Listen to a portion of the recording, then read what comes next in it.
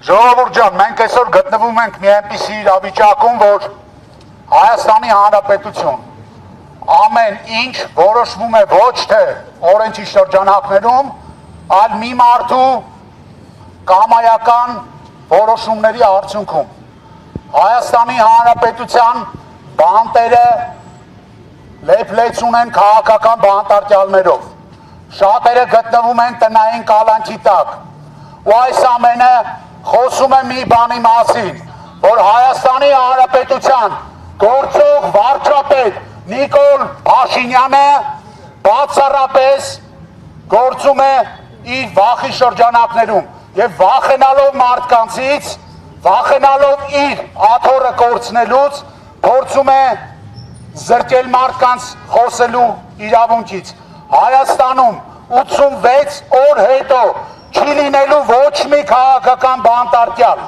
Սա մենք վստահեցնում ենք։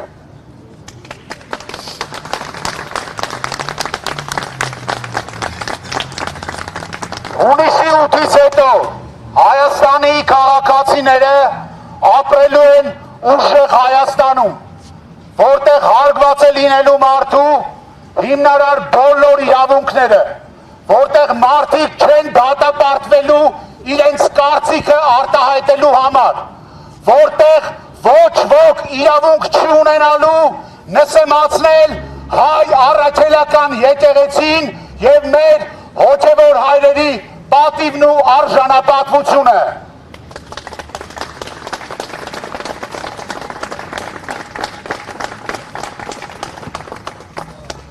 Ուզում եմ մեկ անգամ եւս ֆիքսենք, որ փոքրիկ խմբակին եւ Հայաստանի Հանրապետության վերջին 8 տարվա դառը իրականության պատմությանը մնացել է ընդամենը 86 օր։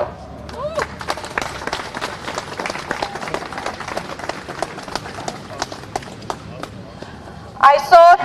Հայաստանի դատական համակարգը հնարավորություն ունի ապացուցելու, որ կարող է գործել անկախ գործադիր իշխանությունից, ինչպես որ հարիր է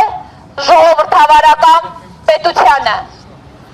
Իսկ ավելի կոնկրետ կարող է ապացուցել, որ կարող է գործել առանց հրահանգների մեկ մարդու կողմից։ Այստեղ հարց է առաջանում. ինչու հնարավորություն չեն տալիս,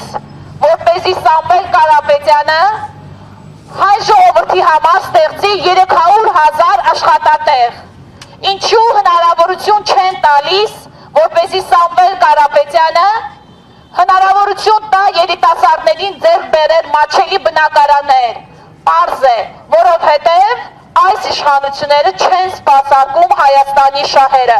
Այն ամենը, ինչը որ միտված է Հայաստանի զարգացմանը, Հայաստանի բարգավաճմանը, հակասում է այսօրվա իշխանության նպատակներին։ Եվ ամենակարևորը, այս փոքրիկ խմբակի ղեկավարը իր վախերից ելնելով շարունակում է փակ պահել այն բոլոր խիզախ ազատության խոսքից օգտվել ցանկացող մարդկանց փակի տակ պահել։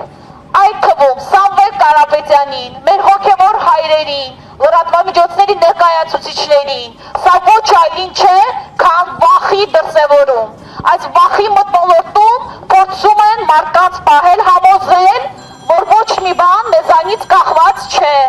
Փորձում են համոզել, որ մենք ոչինչ փոխել չենք կարող։ Իսկ մենք ասում ենք, այս ամենին մնացել են ընդամենը հաշված օրեր։ Ուժեղ Հայաստանը լինելու է եւ Հայաստանը լինելու է ուժեղ։ Ազատություն Սամվել Կարապետյանին։ Ազատություն։